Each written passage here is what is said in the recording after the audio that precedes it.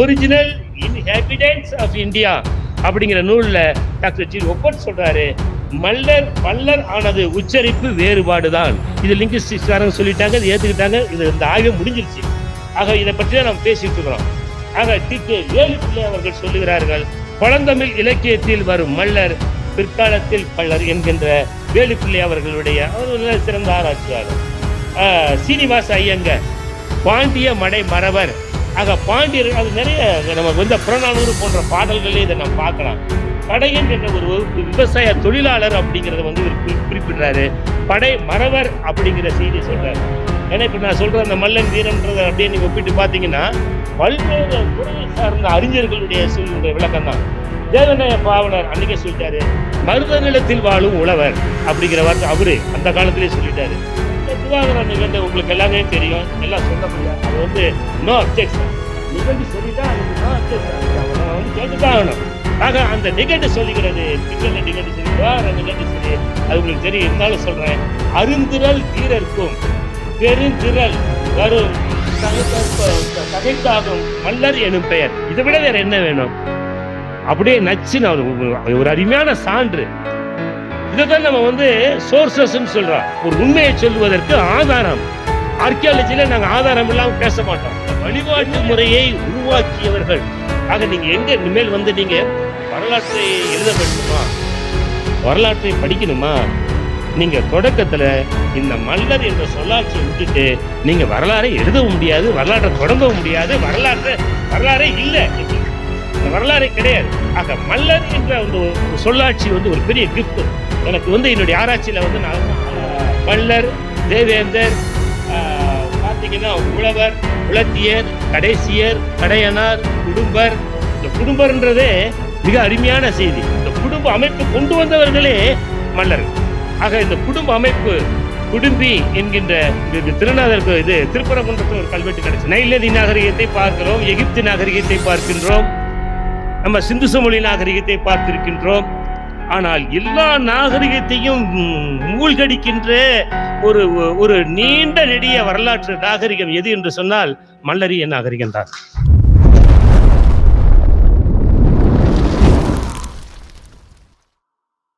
என்னோட கருத்து இந்த சமூகத்துக்கு பயனுள்ளதாக இருக்குன்னு நினைக்கிறவங்க மட்டும் இந்த மூவேந்தர் மீடியாவை சப்ஸ்கிரைபிள் பண்ணிட்டு பெல் ஐக்கானை ஆள் கொடுத்து ஃபாலோ பண்ணிக்கோங்க. நன்றி. இங்கே தமிழ்நாடு மத்திய பல்கலைக்கழகத்தினுடைய தமிழ்துறை மற்றும் தொல்லியல் துறையினுடைய பேராசிரியர் முனைவர் ரவி அவர்கள் மல்லர்களோடு, மல்லர் நாகரிகத்தோடு, மல்லர் பண்பாட்டோடு தொடர்ந்து இயங்கிக் கொண்டு இருப்பவர். அவருடைய ஆய்வுகள் அனைத்தும் தமிழர்களுடைய நாகரிகத்தை பறைசாற்றும் விதமாக அமையும். அதில் மிக முக்கிய பங்காற்றுகின்ற மல்லர் நாகரிகத்தை பற்றி இங்கே சிறப்புரையாற்றுமாறு அன்போடு அழைக்கின்றோம். தமிழுக்கு அமுதென்று பேர், அந்த தமிழ் இன்பத்தமிழ் எங்கள் உயிருக்கு நேர்.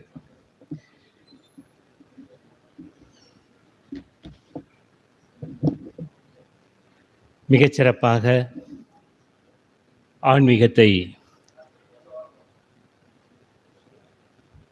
பண்பாட்டோடு பரப்பி இங்கு ஒரு அருமையான ஒரு வேளாண் பண்பாட்டு வழிபாட்டை நீண்ட நேரம் வாழ்த்தி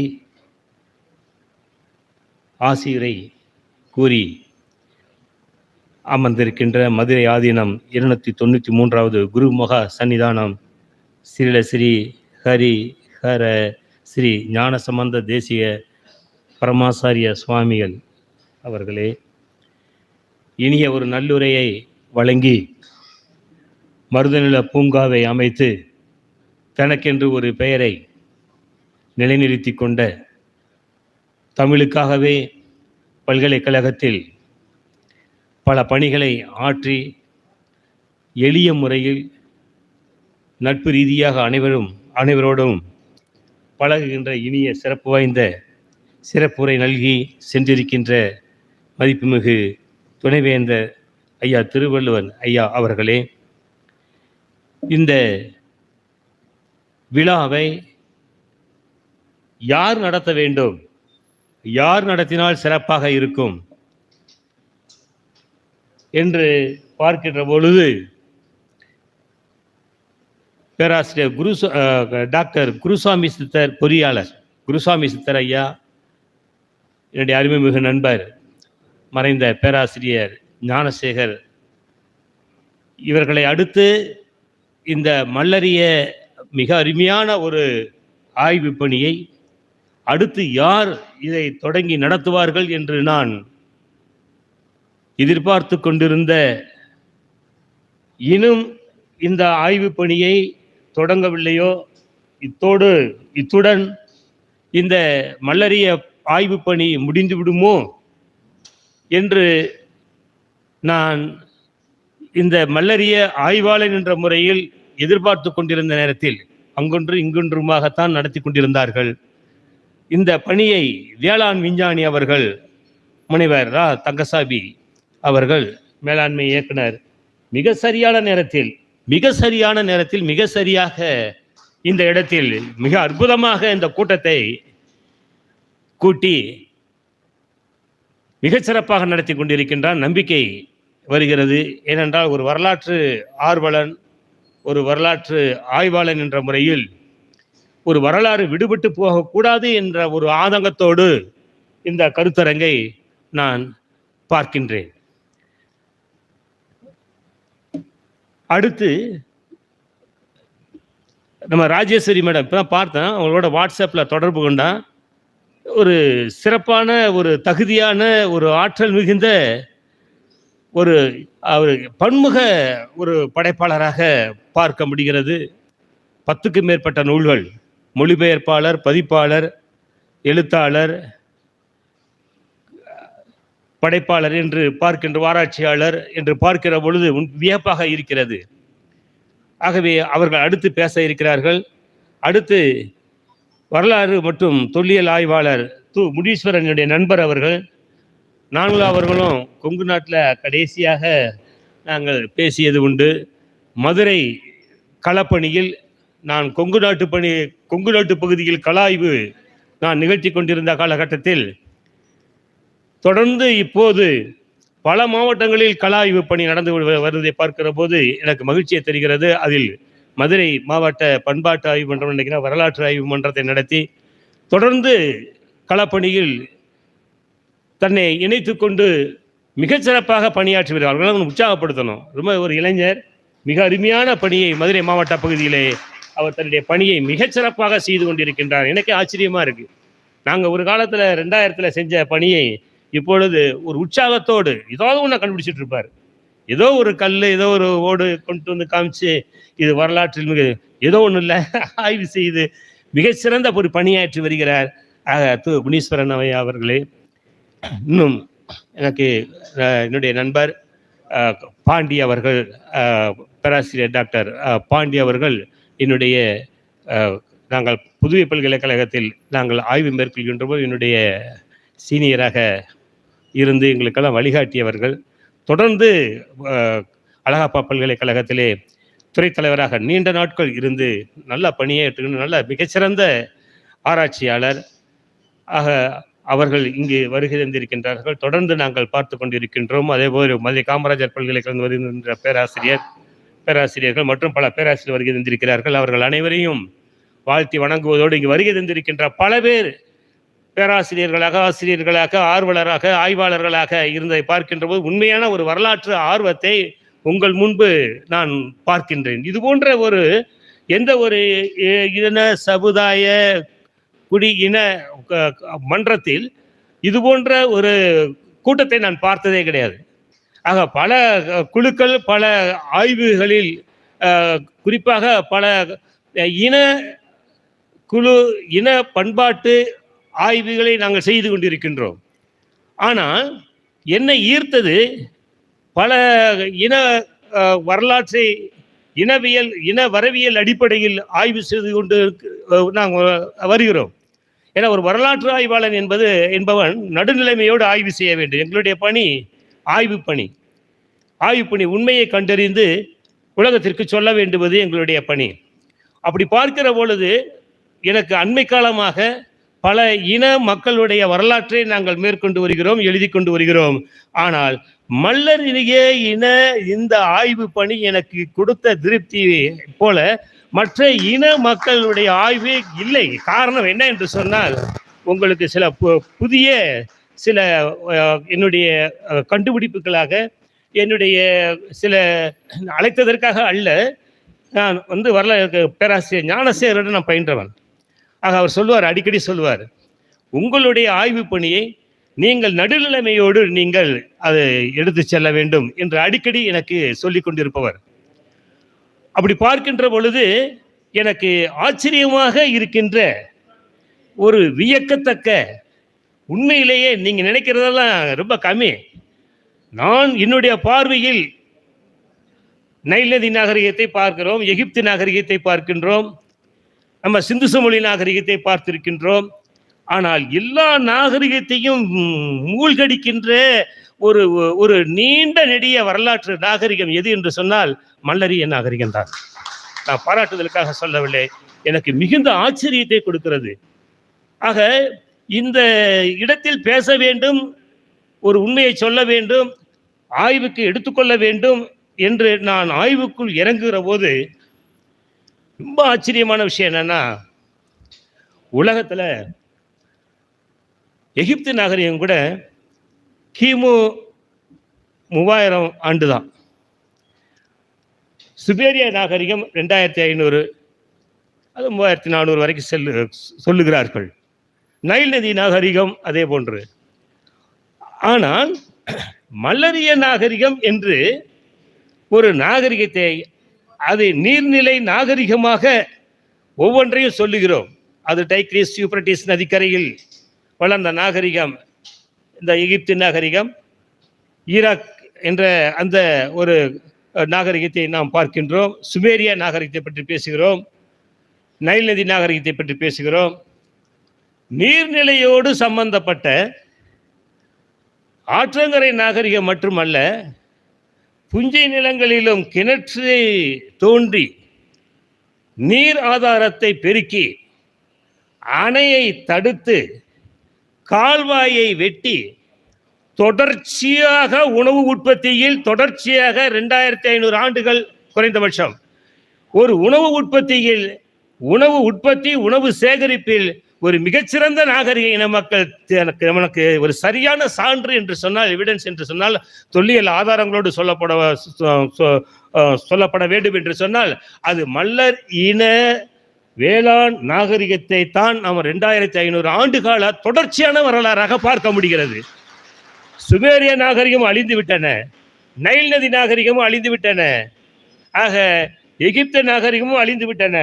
ஆனால் தொடர்ச்சியாக ஒரு இன நாகரிகத்தை நாம் பார்ப்போமேயானால், தொடர்ச்சியாக நமக்கு இந்த குறைந்தபட்சம் 2500 ஆண்டுகள் என்று நாம் சொல்லிக் கொண்டிருக்கின்றோம். 2600 ஆண்டுகள் ஒரு நாகரிக வளர்ச்சி, நாகரிக பண்பாட்டை பற்றி நாம் பேசுகின்றோம். இல்லை, இந்த அரங்கில் ஆதாரபூர்வமான ஒரு தொல்லியல் ஆய்வாளன் என்ற முறையில் மல்லச்சத்திரம் என்ற இடத்தில் கிடைத்த மெக்காலித்திக் சைட், பேர் மல்லச்சத்திரம். ஆக மல்லர்கள், வீரர்கள், அந்த மல்லர்கள் என்ற இனக்குழு மனிதர்கள் உருவாக்கிய பெருங்கற்படை சின்னங்கள் அங்க பார்த்தீங்கன்னா 100 கணக்கில் இருக்கு. ஆக அந்த ஆர்கிடெக்சர், நாங்க அந்த டெம்பிள் ஆர்கிடெக்சர் நடத்துற போது அங்கிருந்து கொண்டு வரோம். முன்னோர் நினைவுகளை ஏந்துகின்ற அந்த கட்டிடக்கலையை முதலில் அறிமுகப்படுத்தியவர்கள் மல்லர்களாகிய அந்த மல்லச்சத்திரத்தில் உருவாக்கிய 100 கணக்கான கிடைக்கை சிஸ்ட் என்று சொல்வார்கள், டால்மினன்ட் சிஸ்ட் என்று ஆர்கியாலஜியில் சொல்வார்கள். அந்த கட்டிடம்தான் முன்னோர் நினைவேந்தலாக உருவாக்கப்பட்ட அந்த கல் திட்டை தான் நம்முடைய தமிழகத்தில், இந்தியாவில் ஒரு முதன்மையான ஒரு தொடக்க காலத்து கல் திட்டை கட்டிடக்கலையினுடைய தொடக்கமாக பார்க்கின்றோம். அந்த கட்டிடக்கலை என்பது மல்லர்களுடைய தொழில்நுட்பத்தினால் உருவாக்கப்பட்ட கல் திட்டை என்பதை நான் இந்த இடத்தில் உங்களிடம் சொல்லிக்கொள்ள ஆசைப்படுகின்றேன். ஆக நாங்கள் இதை எழுதியிருக்கிறோம், 5000 ஆண்டு பழமை என்று நாங்கள் பத்திரிகையில் எழுதியிருக்கிறோம். ஆனால் இந்த மல்லச்சத்திரம் என்ற இந்த பெயர் மல்லர்கள் வாழ்ந்த, வீரர்கள் வாழ்ந்த அந்த வீரர்களுடைய அறிவு சார்ந்த தொழில்நுட்பத்தினால் கட்டமைக்கப்பட்ட அந்த கன்ஸ்ட்ரக்ஷன் ஆர்கிடெக்சர் என்று சொல்லலாம், அந்த டெக்னிக்கலான அந்த தொழில் புரட்சி என்று கூட சொல்லலாம்.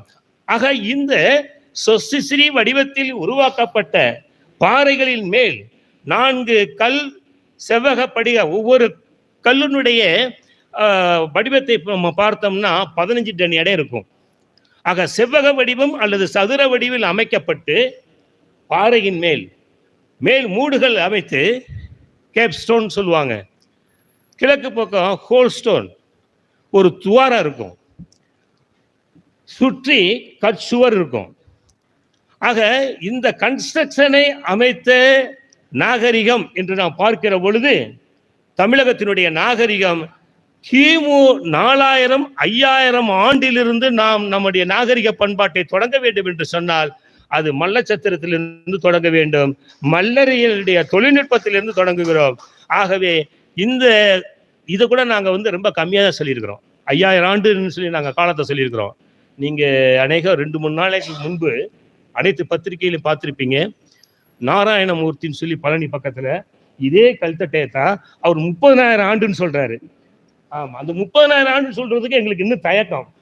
ஏனென்றால் அவர் அதையும் பாருங்க, ஆஸ்திரேலியா சிஸ்டோட அவர் கம்பேரிட்டிவ் பண்ணி அவங்க சொல்கிறாங்க, ஆகையினால் நான் 30,000 ஆண்டுகள் என்று சொல்லுகிறேன் என்று பேட்டி கொடுக்குற போது அவர் சொல்கிறாரு. ஆனால் நம்ம 30,000 ஆண்டுன்னா நம்ம ஏற்றுக்க மாட்டோம். ஏன்னா நமக்கு எதிரி நாம தான், நம்ம சொல்லவே முடியாது, நமக்கு எதிரிகள் நாம தான்.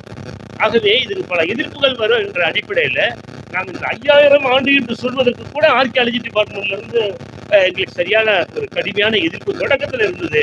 அதை இப்போ எந்த எதிர்ப்பும் கிடையாது, ஏன்னா அவங்களே சொல்ல ஆரம்பிச்சிட்டாங்க. ஆக கல்திட்டை என்று சொல்லுகின்ற ஒரு கட்டிடக்கலை பாணி என்பது மல்லர் இனத்தினுடைய அந்த இனக்குழு கூட்டு உழைப்பினுடைய அந்த மனிதர்களுடைய மாபெரும் உழைப்பினுடைய ஒரு உண்மையை நாம் பார்க்கின்றோம். ஏனென்றால் மல்லர் என்ற சொல்லுக்கு நம்ம பார்த்திருக்க வீரம், உழைப்பு, வேளாண் என்பது அடுத்த ஸ்டேஜில். அதற்கு முன் உள்ள வரலாற்றை நாம் பார்க்க வேண்டும். நம்ம அதிலிருந்து தொடங்குறோம், சங்க இலக்கியத்தை வைத்துக்கிட்டு தொடங்குறோம், பார்க்கிறோம். இல்ல ஆர்கியாலஜில இருந்து நீங்க தொல்லியலுக்குள்ள போனீங்கன்னா அதற்கு முன்பே பல ஆயிரக்கணக்கான ஆண்டு வரலாறு இருக்கு.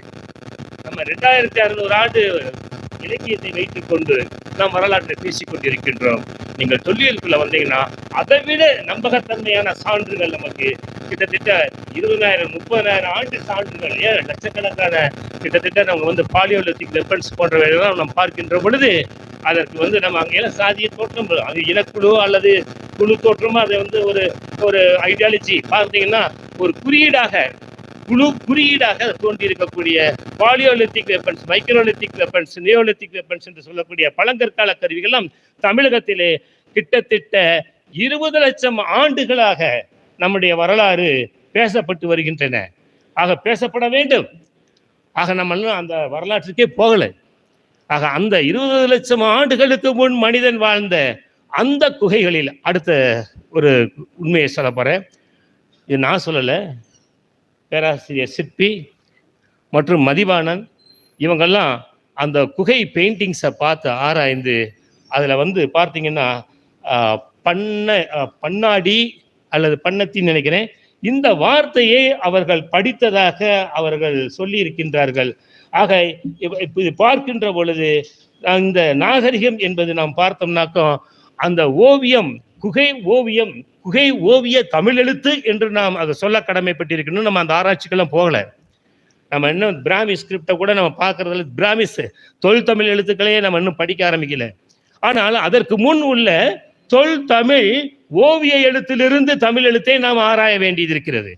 ஆக அந்த தொல் தமிழ் ஓவிய எழுத்து, குறியீட்டு எழுத்து, இப்போ குறியீட்டு எழுத்து நம்ம இன்னும் நிறைய படிக்க வேண்டியிருக்கு. கிட்டத்தட்ட 15,000 குறியீட்டு எழுத்துக்கள் நமக்கு கிடைத்திருக்கின்றன. யாருக்கு தெரியாதுன்னு நினைக்கிறேன், இன்னும் இந்த செய்தி வெளிவரல. பேராசிரியர் டாக்டர் ராஜனோடு பேசிக்கொண்டிருக்க போது அவசரப்பட்டு சொல்லிடாதீங்கன்னாரு. ஆக 15,000 தொல் தமிழ் குறியீட்டு எழுத்துக்கள் கிடைத்திருக்கின்றன. இன்னும் நான் அதை படிக்கல. அடுத்து கருத்தெழுத்துக்கள் வருகிறோம். இந்த 3வது ஸ்டேஜுக்கு அடுத்து சித்திர வடிவெழுத்து இடையில வருது, அது சிந்து சமவெளி எழுத்தாக அமைகிறது. அதுலேயும் பார்த்தீங்கன்னா பல கருத்துக்கள் நமக்கு தேசிய ஆசீர்வாதம் போன்றவர்கள்லாம் எழுதியிருக்கிறார்கள். ஆக அங்கே இருந்தே நம்ம வந்து வேளாண் என்கின்ற இந்த பண்பாட்டை நாம் பார்க்க முடிகிறது. இந்த மல்லரின அந்த பண்பாட்டை நம் சிந்து சமவெளி நாகரிகம் மற்றும் நம் கீழடி நாகரிகம் மற்றும் நமக்கு வந்து பல ஆய்வுகள், தொல்லியல் ஆய்வுகளோடு ஒப்பிட்டு நாம் பார்க்க வேண்டிய நிலையில் நாம் இருக்கின்றோம்.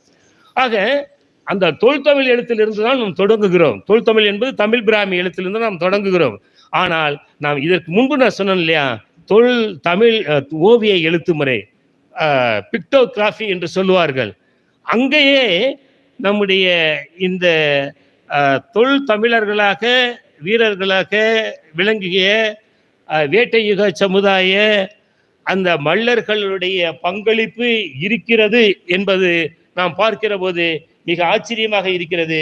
இது மதிவாணன் போன்றவர்கள் எல்லாம் அந்த கருத்தை அவர்கள் முன் வைத்திருக்கிறார்கள். சிலவற்றை அவர்கள் அவங்க படிச்சிருக்கிறத பார்க்கிற போது நமக்கு ஆச்சரியமாக இருக்கிறது. ஆகவே இதெல்லாம் பார்க்கிற போது நம்ம குகை ஓவிய எழுத்துக்களையும் கவனத்தில் எடுத்துக்கொள்ள வேண்டியது இருக்கிறது.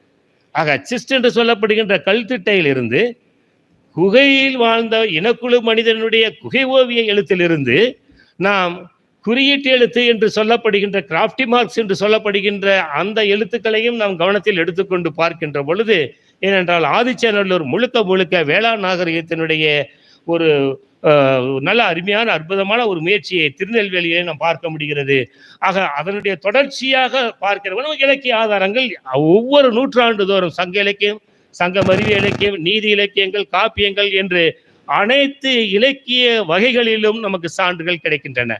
இந்த ஆராய்ச்சியை தான் குருசாமி சித்தர் போன்றவர்கள், பேராசிரியர் ஞானசேகர் போன்றவர்கள் பல்துறை அறிஞர்களை வரவழைத்து அவர்கள் நாட்டுப்புறவியலா பேராசிரியர் லூர்து அவர்களை அழைத்து வந்து பேசி அந்த ஆய்வு கருத்துக்களை வெளியிட்டிருக்கிறார்கள். கல்வெட்டியலா நாகசாமி அவர்களை அழைத்து வந்து இந்த துறையில் இந்த ஆய்வை மேற்கொண்டு நூல்களை வெளியிட்டிருக்கிறார்கள்.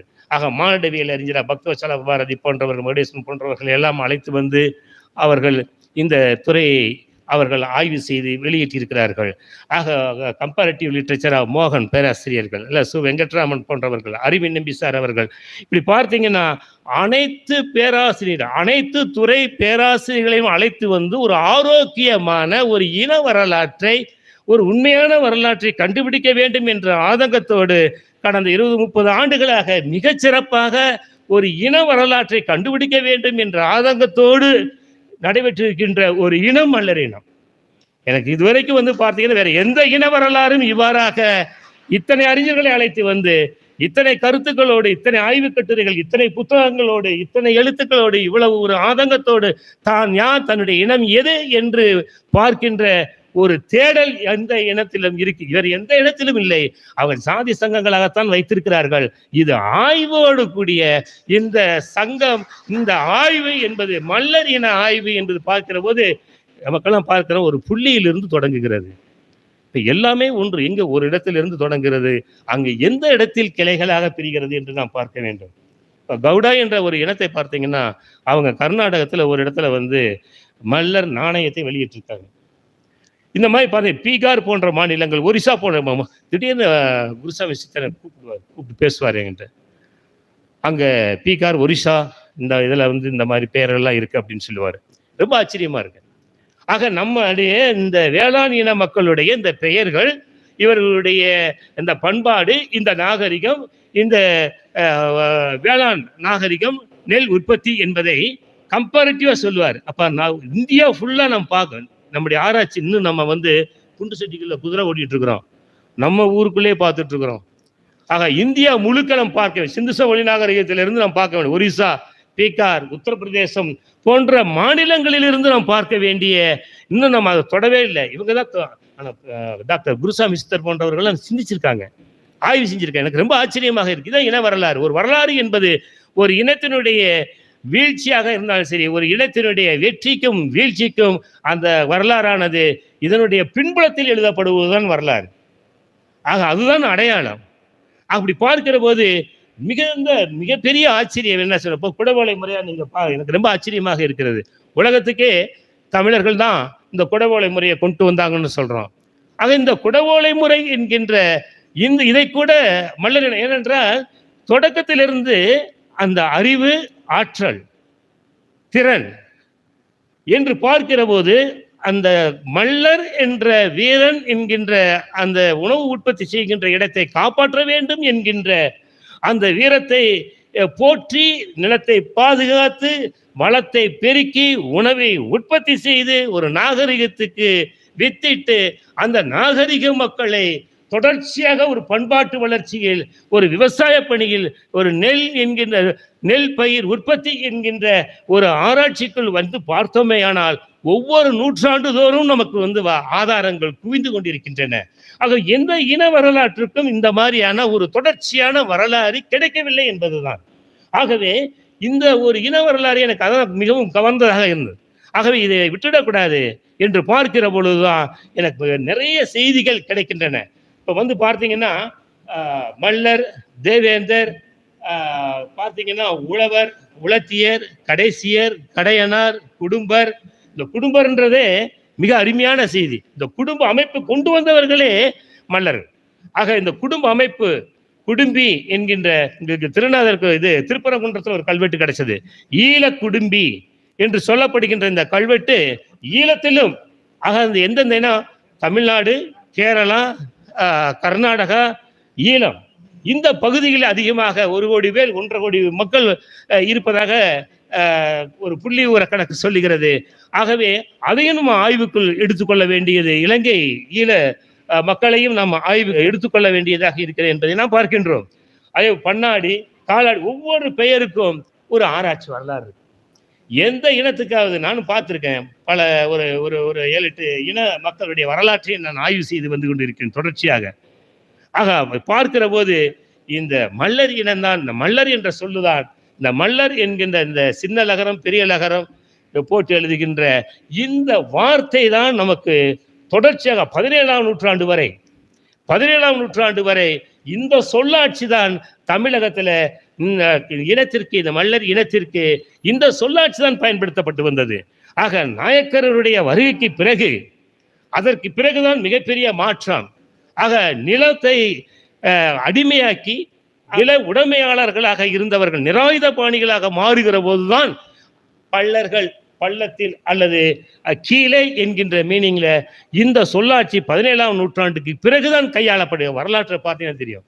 ஆக 17 நூற்றாண்டுகளாக இந்த மல்லர் என்ற சொல்லாட்சியில் தான் இலக்கியங்களும் சரி, ஆக தொல்லியலும் சரி, நமக்கு சரியான ஒரு வரலாற்று சான்று ஆதாரமாக இருப்பதை நாம் பார்க்கின்றோம்.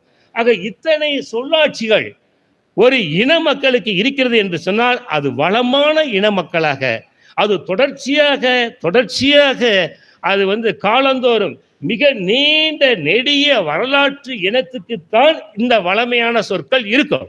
வளமையான பெயர்கள், அதிகமான பெயர்கள் இருக்கிறது என்று சொன்னால் வேற எந்த இன மக்களுக்கு இந்த அளவிற்கு ஒரு சொல்லாடலை நாம் பார்க்க முடியாது என்பதை நாம் பார்க்கின்றோம். அந்த அடிப்படையில் பார்க்கிற போது நமக்கு வேற ஏராளமான அந்த முன்னோர் வழிபாடு என்கின்ற இந்த சடங்கு முறையெல்லாம் பார்க்கணும். முன்னோர் வழிபாடு என்கின்ற இந்த வழிபாட்டு முறையை உருவாக்கியவர்கள்.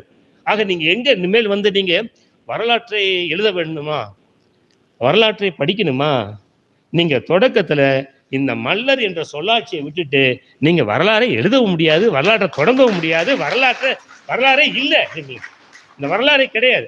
ஆக மல்லர் என்ற அந்த ஒரு சொல்லாட்சி ஒரு பெரிய கிஃப்ட் எனக்கு. என்னுடைய ஆராய்ச்சியில நான் அதைத்தான் ஆயுதம் எடுத்துக்கிட்டேன். தொடர்ச்சியாக எவ்வளவு வேலை செஞ்சிருக்கு தெரியுங்களா?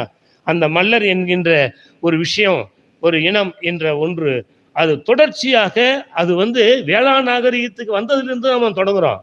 வேளாண் நாகரிகத்துக்கு முன்பே ஒரு தொழில்நுட்ப அறிவும் ஆற்றலையும் தன்னுடைய இனக்குழு மூலமாக தன்னுடைய உழைப்பையும் கொடுத்தவர்கள் அந்த கல்திட்டை என்று சொல்லுகின்ற டால்மென்ட் சிஸ்டம் தொடங்க வேண்டியது இருக்கு. அதே மாதிரி அடுத்து ஸ்லாப் சிஸ்ட் என்று சொல்லுகின்ற கல் பதுக்கையிலும் நாம் தொடங்க வேண்டியது இருக்கு. ஆக கீழே பரியல்ஸ் என்று சொல்லப்படுகின்ற இறந்த மனிதனுக்கு அடக்கம் செய்கின்ற அந்த கட்டிடக்கலை இருக்கு இல்லையா, அந்த கட்டிடக்கலையில் இருந்து நாம் தொடங்க வேண்டியது இருக்குது. அதுக்கு அடுத்து நாம் பார்த்தீங்க நடுகள் வழிபாடு என்று சொல்லுகின்றோம். அந்த நடுகள் வழிபாடு என்று சொல்லுகின்ற அந்த பார்த்தீங்கன்னா ஏராளமான சான்றுகள் நம்ம இலக்கியத்தில் மிக ஏராளமான சான்றுகள் நமக்கு கிடைப்பதை நாம் பார்க்கின்றோம். அந்த கல் நட்டு வழிபடுகின்ற அந்த கல் கோயில் அல்லது சாமி என்று சொல்லுகின்ற இந்த சொல்லாடல், இந்த மல்லாண்டான் என்கின்ற மல்லன் ஆண்டவர் சாமி, ஆக மல்லாண்ட சாமி என்று நாம் இதை பிரித்து பார்க்கிற போது அந்த இனக்குழு வழிபாட்டினுடைய தொடக்க வழிபாட்டு அங்கிருந்து தான் நம்ம பார்க்கிறோம். ஆகவே இந்த சொல்லாட்சி ரொம்ப ரொம்ப மிக அருமையான ஒரு ஆய்வுக்கு, நமக்கு வரலாற்றை எழுதுவதற்கு ஒரு முக்கியமான தரவாக நமக்கு அமைகிறது. இது தொல்லியல் சான்று, யாரும் மறுக்க முடியாத சான்று. ஆக சொந்த கதையெல்லாம் இதை விட முடியாது. அப்படி பார்க்கிற போது பார்த்தீங்கன்னா மல்லன், சின்ன மல்லன், பெரிய மல்லன், மல்லைய சாமி, மல்லாண்டான், மல்லையம்மாள், மலைச்சாமி, பெருமாள் சாமி என்று மல்ல என்ற சொல் பொருள்ல ஆக தேவேந்திரர்களுடைய அந்த குடியிருப்பினுடைய அந்த சொல்லாடலை பார்க்கிற போது கோயில் வழிபாடு என்று சொல்லுகின்ற பொழுது இந்த மல்லென்ற சொல்லாட்சியிலே இவ்வளவு சொல்லாட்சி இருப்பதை நாம பார்க்க முடிகிறது. ஆகவே இவர்களுக்கு என்று ஒரு தனித்த பண்பாடு உண்டு. அப்படி பார்க்கிற போது நம்ம பார்த்தீங்கன்னாக்க நமக்கு தொல்காப்பியரே அது ஒரு வித்தியாசமா சொல்லியிருப்பாரு. வேந்தன் மேயே தீம்புணல் உலகம். ஒவ்வொன்றுக்கும் ஒரு கடவுளை சொல்றாரு. மாயோன் மேயே காடுரை உலகம், மாயோன் சொல்றாரு. சேயோன் மேயே மைவரை உலகம். வேந்தன் மேய தீம்புணல் உலகம் பாரு. வேந்தன் என்ற சொல்லாட்சி அவங்க கொண்டு வர்றாரு. ஆக வேந்தன், தெய்வேந்திரன், இந்திரனுக்கு வேந்தனுக்கு வேந்தன் என்கின்ற அந்த மருதநில ஆற்றல் வாய்ந்த அந்த தலைமையை இங்க கொண்டுட்டு என்ன சொல்றாருன்னா தீம்புணல் உலகம் பாரு. ஆற்றலோடு, அதாவது என்னன்னா தீம்புணல்ங்கிறது இனிமையான தண்ணி. அந்த இனிமையான தண்ணியை சும்மா கிடைக்காது. ஆக அவங்க அணையை கட்டுகிறார்கள், கால்வாயை வெட்டுகிறார்கள், உணவு உற்பத்தியை பெருக்குகிறார்கள். ஆகவே அந்த இனமானது வீழ்த்த முடியவில்லை. ஆகவே உணவு உற்பத்தி செய்கின்ற அந்த வீரர்கள், ஆக உணவு உற்பத்தி பிளஸ் வீரம், ஆக இந்த வீரர்கள் தான் உணவு உற்பத்தி செய்கிறார்கள். இந்த வீரர்கள் தான் கோட்டை கொத்தளங்களை கட்டுகிறார்கள். இந்த வீரர்கள் தான் நாட்டை காப்பாற்றுகிறார்கள். இந்த வீரர்கள் தான் நகரத்தை உருவாக்குகிறார்கள். இந்த வீரர்கள் தான் வேளாண் சமுதாயம் என்கின்ற ஒரு சமுதாயத்தினுடைய ஒரு மையமாக இயங்கிக் கொண்டிருந்த அந்த வீரம் என்கின்ற அந்த மல்லர் என்கின்ற அவர்களுடைய உழைப்பை இந்த தீம்புணல் உலகம் என்பதுல அவங்க தண்ணி இல்லையா, கிணத்தை வெட்டியாவது அந்த தண்ணியை உருவாக்கி நீரை ஆதாரமாக கொண்டு வாழ்ந்த ஒரு இனம்தான் உலகத்தில் வாழும்.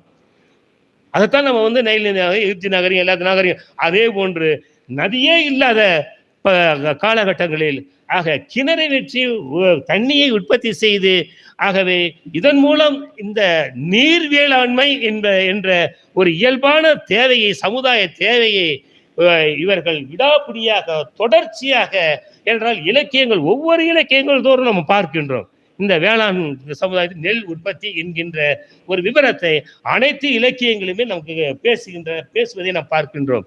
KR அனுமந்தன், இது ஏன்னா நானா பேசிட்டு இருந்தா பெருமையா இருக்கும், ஒரு வரலாற்று ஆசிரியர். அவர் சொல்றாரு, இந்த ancient heroic tribal called Mallar described in the Sangam classic where probably the ancestors Pallars என்று சொல்லுகிறார். அதாவது இந்த வீர மல்லர்கள், ஆக இன்றைய இந்த பல்லர்களின் மூதாதையர்கள் யார் என்று சொன்னால் அந்த வீர மல்லர்கள் என்கின்ற ஒரு அருமையான டெபினிஷனை ஒரு வரலாற்று ஆசிரியர் யாரு KR அனுமந்தன் அவர்கள் சொல்லுகின்றார். பாருங்க, டாக்டர் G. ஒப்பர்ட் நான் பார்க்கிற போது பல பேர் இதை பேராசிரியர் ஜானசேகர் போன்றவர், குருசாமி சுந்தர் போன்றவர்கள்லாம் சொல்லியிருக்காங்க. நீங்களும் அதெல்லாம் படிச்சிருப்பீங்க. ஆனால் ரொம்ப ஆச்சரியமான விஷயம் என்ன என்று சொன்னால், இவர்களெல்லாம் சொல்லி இருக்கிறார்கள். த ஒரிஜினல் இன்ஹாபிடன்ட்ஸ் ஆஃப் இந்தியா அப்படிங்கிற நூலில் டாக்டர் G. ஒப்பர்ட் சொல்றாரு, மல்லர் பல்லர் ஆனது உச்சரிப்பு வேறுபாடுதான். இது லிங்குஸ்டிக்ஸ்காரங்க சொல்லிட்டாங்க, இது ஏற்றுக்கிட்டாங்க, இந்த ஆய்வு முடிஞ்சிருச்சு. ஆக இதை பற்றி தான் நம்ம பேசிட்டு இருக்கிறோம்.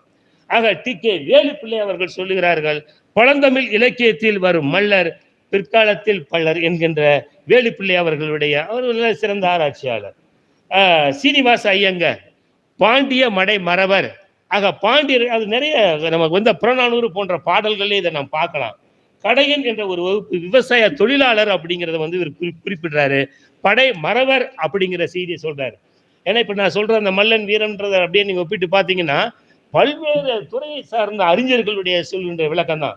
தேவநாய பாவனர் அன்னைக்கே சொல்லிட்டாரு, மருத நிலத்தில் வாழும் உழவர் அப்படிங்கிற வார்த்தை அவரு அந்த காலத்திலே சொல்லிட்டாரு. திவாகரன் நிகண்டு உங்களுக்கு எல்லாமே தெரியும், எல்லாம் சொல்லக்கூடிய அது வந்து நோ அப்ஜெக்ஷன். நிகண்டு சொல்லிட்டா அதுக்கு நோ அப்ஜெக்ஷன், அதுக்கு அவன் நம்ம வந்து கேட்டுதான் ஆகணும். ஆக அந்த நிகண்டு சொல்லுகிறது, பிங்கல நிகண்டு சரி, திவாகர நிகண்டு சரி, அது உங்களுக்கு தெரியும், இருந்தாலும் சொல்றேன். அருந்திரல் வீரர்க்கும் பெருந்திரல் வரும் தகைக்காகும் மல்லர் எனும் பெயர். இதை விட வேற என்ன வேணும்? அப்படியே நச்சுன்னு ஒரு அருமையான சான்று.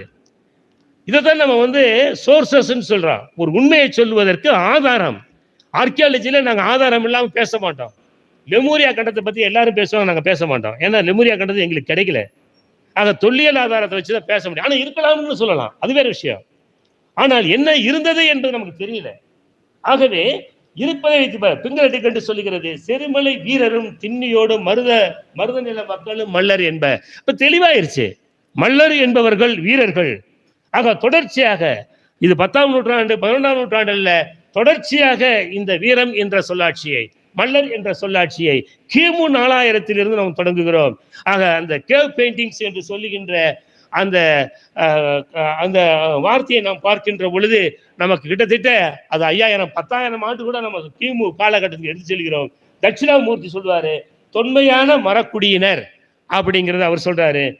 ஒப்பன் திரும்ப சொல்றாரு, பாண்டியர்களுக்கு பெருமாள் மல்லன் என்ற பெயர்கள். ஆக இந்த இந்த மல்லன் என்கின்ற சொல்லாட்சி நாட்டுப்புற தெய்வம் என்று அவர் குறிப்பிடுகிறார். இந்த மாதிரி எட்கர் தர்ஸ்டன் அவரும் சொல்றார், தேவேந்திரர் என்பதற்கு தேவேந்திரர் மரபில் வந்தவர்கள் அப்படிங்கிற ஒரு விஷயத்தை சொல்றாரு. இந்த மாதிரி வந்து நாட்டுப்புற கதைகள் நிறைய பார்க்கிறோம் நம்ம. தேவேந்திரர் பிளஸ் திருமகள் பிறந்த குழந்தை, இதெல்லாம் உங்களுக்கு தெரியும். இந்திரன்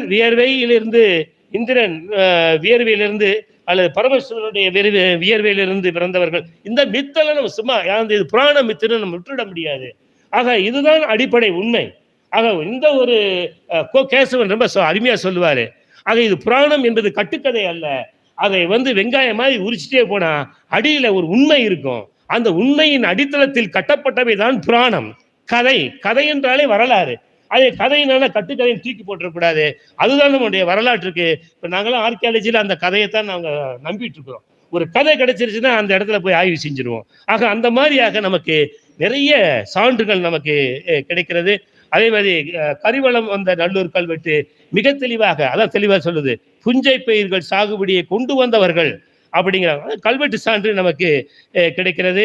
வறட்சி காலங்களில் கிணறுகளை வெட்டி நீர் பஞ்சத்தை தீர்த்தவர்கள், இன்னும் நிறைய சான்றுகள் கிடைக்குது, கல்வெட்டு சான்று. தெற்குல இருந்து நிறைய நண்பர்கள் சொல்றாங்க, சார் இங்க வந்து பாருங்க எங்க கோயில் கல்வெட்டுக்கள்ல இந்த மாதிரி எங்களை பத்தி இருக்குது அப்படின்னு சொல்றாங்க. அதெல்லாம் ஆய்வு செய்யணும். நிறைய வந்து கல்வெட்டுக்கள் வந்து நம்ம வந்து சான்றுகள் இருக்கிறது. ஏனென்றால் அதுதான் பிரைமரி சோர்சஸ், முதல் சான்று ஆதாரத்தை வச்சுதான் பேசுறோம்.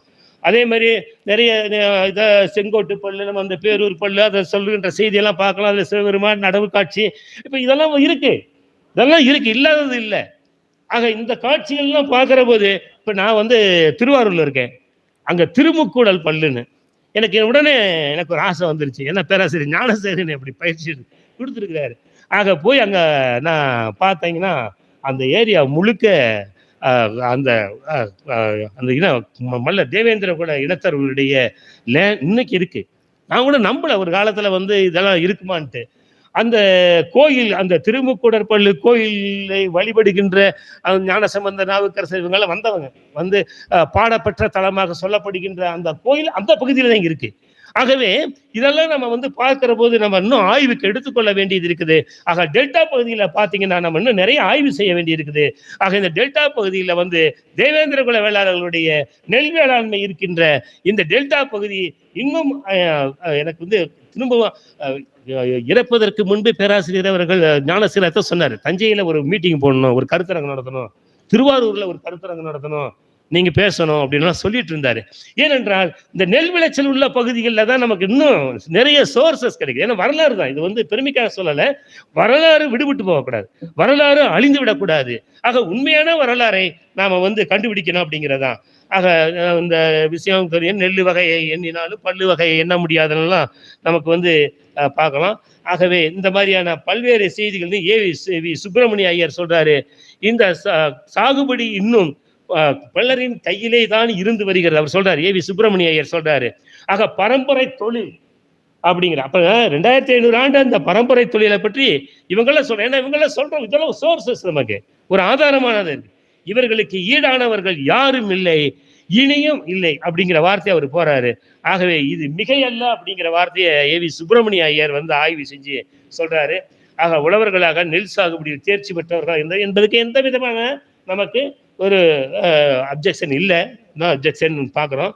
ஆக பள்ளி மகப்பள்ளி தேவேந்திர பள்ளி மம்பட்டி தோளிட்டு மட துறக்க போடாள் என்கின்ற இந்த செய்தியெல்லாம் அவர் வந்து மேற்கோள் காட்டுகிறார். இந்த மாதிரி நிறைய மேற்கோள்கள்லாம் காட்டுறாங்க. இந்த இதெல்லாம் உங்களுக்கு தெரியும். சிவசுப்பிரமணியம் ஒரு கருத்தை சொல்றாரு.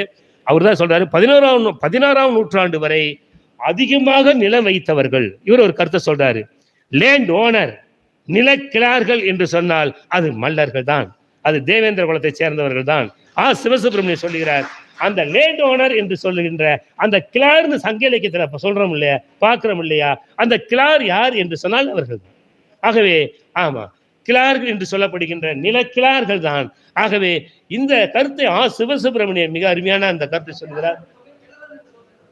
அது வேற, கிழவன் இல்லை, கிழவன் இல்லை, அது தப்பு தவறானவைய, அது தப்பு.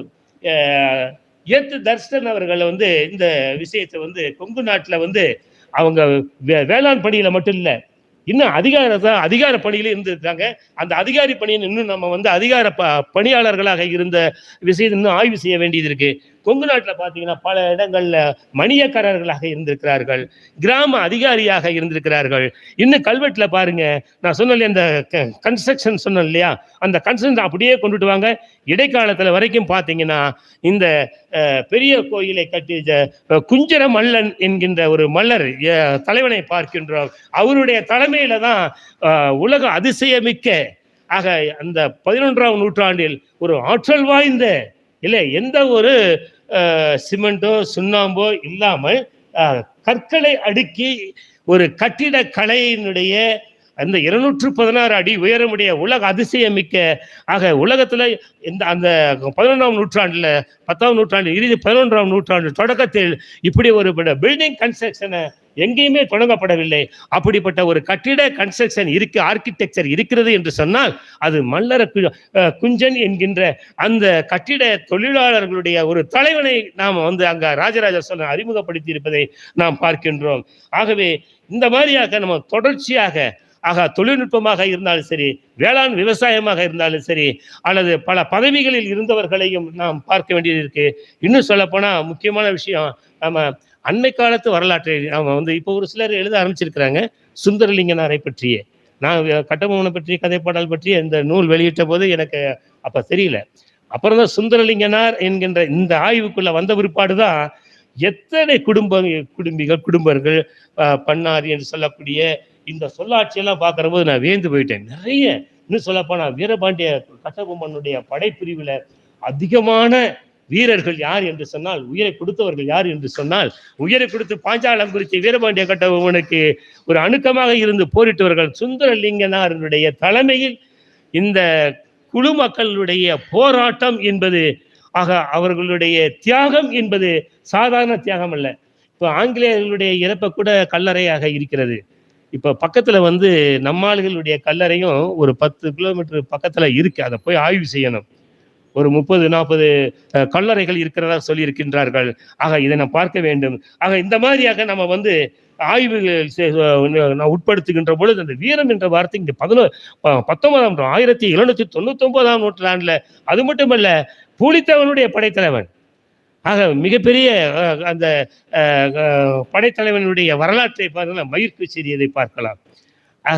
வெண்ணி அவருடைய அந்த அவருடைய வீரத்தை வந்து அவருக்கும் பூலித்தேவனுக்கு இருக்கிற நெருக்கத்தை எல்லாம் பார்க்கின்ற போது, நாங்கள் ஒரு காலத்துல பூலித்தேவன் கதைப்பாடலை தேடுகின்ற போது கிடைக்கல, இப்பதான் கிடைச்சிருக்கு. இன்னும் நம்ம அதை வந்து ஃபீல்டு ஒர்க் நம்ம பண்ண வேண்டியது இருக்கு. அது மட்டும் அந்த கதைப்பாடலில் வருகின்ற பெயர்கள் எல்லாம் நமக்கு அதுதான் முதன்மை சான்றாதாரம். வரலாற்று ஆசிரியர்கள் எழுதுவதுதான் சான்றுகள் அல்ல. நாட்டுப்புற பேராசிரியர் பாண்டி சாருக்கு தெரியும், நாங்க ஃபோக்லோர்ல இருக்கோம், நாட்டுப்புறவியல். நாட்டுப்புற மக்களுடைய நேர்காணல் அல்லது அவர்களுடைய இலக்கியங்கள், அவர்களுடைய நம்பிக்கைகள், அவர்களுடைய சடங்குகளையும் நம்ம வரலாற்றுக்கு ஆதாரமாக நம்ம எடுத்துக்கொள்ள வேண்டிய, சொல்லப்போனா இந்த கதைப்பாடல்கள் இல்லை என்று சொன்னால், குறிப்பாக அந்த வரலாற்று கதைப்பாடல்கள் இல்லை என்று சொன்னால், ஆங்கிலேயர்களை எதிர்த்து போரிட்ட இந்த பாளையக்காரர்களுடைய சுந்தரலிங்கனார் போன்ற பூலித்தேவன் அல்லது இந்த இவர்களுடைய வரலாறு நமக்கு கிடைக்காமலே போயிருக்கும் என்பதை பார்க்கின்றோம். அது மட்டுமல்ல, இப்ப அந்த தலைவர்களை மட்டுமல்ல, அந்த படையில் இருக்கின்ற வீரர்களை எல்லாம் பேசுவதை நாம் பார்க்கின்ற போது மிகவும் ஆச்சரியமாக இருக்கிறது. ஆகவே இந்த இடத்துல வந்து நம்ம பார்க்குறோம், பல இந்த இதை மட்டும் சொல்லிட்டு முடிச்சுக்கலான்னு பார்க்குறேன். இந்த 5/9/1799 சுந்தரலிங்க குடுமனாருடைய அந்த இறப்பு நடைபெறுகிறது. அந்த வாயில் அவர் வந்து என்னுடைய உயிர், அதாவது வந்து வீரபாண்டிய கட்டவன் உத்தரவிடுறாரு, பலகீனமாகிறது, என் உயிரே போனாலும் பரவாயில்லை, இந்த வாயில் கோட்டையினுடைய காவல் பணியை விட்டு நான் வரமாட்டேன். அவர் ஸ்பை படையினுடைய தலைவரும் கூட, வெள்ளையத்தேவர் வாயில் காவலுடைய தலைவராக இருக்கிறாரு. ஆனா இவர் சொல்றாரு, என்னுடைய உயிர் பாளையங்கோட்டையினுடைய இந்த என்ட்ரன்ஸ், இந்த இது தகர்க்கப்படுமே, ஆனால் என் உயிர் வீழ்ந்த பிறகுதான் இந்த பாளையங்கோட்டை தகர்க்கப்படும் என்ற ஒரு உறுதியான ஒரு உறுதிமொழி அளிச்சு அவரோடு சேர்ந்து மிகப்பெரிய ஒரு படை ஸ்ரீ வைகுண்டம் நெற்குவியலுடைய கொள்ளையடிக்கிற போது அங்க பாண்டியத்தேவன் இறப்புக்கு காரணம் சுந்தரலிங்கம். ஆங்கிலேயனுடைய ஒரு காவல் அதிகாரியாக இருக்கின்றவன் பாண்டித்தேவன். ஆக அந்த எதிரிகளுடைய நெற்களஞ்சிகளை கொள்ளையடிக்க வேண்டிய கட்டாயம் இவர்களுக்கு ஏற்படும். இராணுவத்துக்கு இவர்களுக்கு பணம் இல்லாத பொழுது, அது நான் வானவம் வழியே அதுல கடவுள் கதைப்பாடல் முன்னுரையில சொல்லியிருப்பாரு. ஆக ஒரு இது இராணுவ கொள்ளையை தவிர கொள்ளை அல்ல என்று சொல்லுவார். இராணுவ தேவைக்காக அவர்கள் அடித்த கொள்ளை. அதிலும் மல்லர்களுடைய பங்களிப்பு, அதுல பலருடைய பெயர்கள் வருகின்றன. ஆக கூட்டணங்காடு முத்து குடும்பா கொம்பனே நெல் அளவும் என்றால் அந்த கொள்ளையடி சிறிவையுண்டம் கொள்ளை அடிக்கிற போது இதை சொல்கிறார். 700 மடங்கே முன்னே போக, 700 கம்பளம் பின்னே போக, மட்டிலடங்காத காலாடி பல்லர்கள் மன்னனும் கூட நடந்திடவே. இதான் வரலாற்று சான்று. ஆக பெரிய காலடி சின்ன காலடி சேர்ந்த கணங்களும் இராணுவமும் இதான் நமக்கு சான்று. ஆக சாத்தான் காலடியும் சாத்தனனும் மொட்டை சங்கரன் இதெல்லாம் நமக்கு வந்து சாதாரண கேரக்டர் அல்ல, கற்பனை கேரக்டர் அல்ல. ஆக இந்த மாதிரியான மல்லர்கள் பலர் உயிரை கொடுத்திருக்கிறார்கள் என்ற அந்த கதைப்பாடல் வருகின்ற பாத்திரங்களை நாம் ஆய்வு செய்ய வேண்டும். அந்த மொட்டை சங்கரன் காலாடி குட்டையனும் கூத்தன் காலாடியும் மாட குடும்பனும் விருப்பமாய் கருப்பணன் காலாடியும் என்று பலருடைய பெயர்கள் அந்த கதைப்பாடல் ஆசிரியர் யாரெல்லாம் உயிரை துறந்தார்களோ, ஆகவே தன் உயிரை கொடுத்து அந்த பாஞ்சாலங்குறிச்சி கோட்டையை காப்பாற்ற வேண்டும் என்கின்ற அந்த வீரம் என்கின்ற அந்த மனப்பான்மை தொடர்ச்சியாக இந்த இன மக்களிடம் இருப்பதை பார்க்கிற போது தொடர்ச்சியாக நமக்கு ஆச்சரியமாக இருக்கிறது. கட்டபொம்மனே பாடுவதாக அதுல வருகிறது. ஜக்கம்மாள் வாக்கு பலிக்குதடா, சந்ததி போல் வந்த சுந்தரலிங்கம், பாஞ்சாலி வாக்கு பலிக்குதடா, பாலனை போல் வந்த சுந்தரலிங்கம், கட்டு கருப்பணன் சுந்தரலிங்கம், இது அவருடைய தந்தைன்னு நினைக்கிறேன், மட்டிலா பேரும் கொடுத்தேனடா, 1000 கம்பளம் 100 பரிவாரங்களுக்கு நீயொரு வீரனடா என்று ஒரு கதைப்பாடல் ஆசிரியன் மக்கள் மத்தியில் பாடுகின்றான் என்று சொன்னால் அந்த மக்கள் அந்த வீரத்தை, சாதாரண மனிதனுடைய வீரத்தை, அந்த போர்க்களத்தை நாம் பார்க்கின்றோம். இப்படிப்பட்ட இந்த மாதிரி இன்னும் நிறைய வருது. மற்றவங்கள பேசுறதோட முடிச்சுக்கலான்னு பார்க்குறேன். இந்த மாதிரியாக நம்ம தொடர்ச்சியாக 16ஆம் நூற்றாண்டு கதைப்பாடல்கள் இன்னும் நாம் பார்க்க வேண்டியிருக்கு.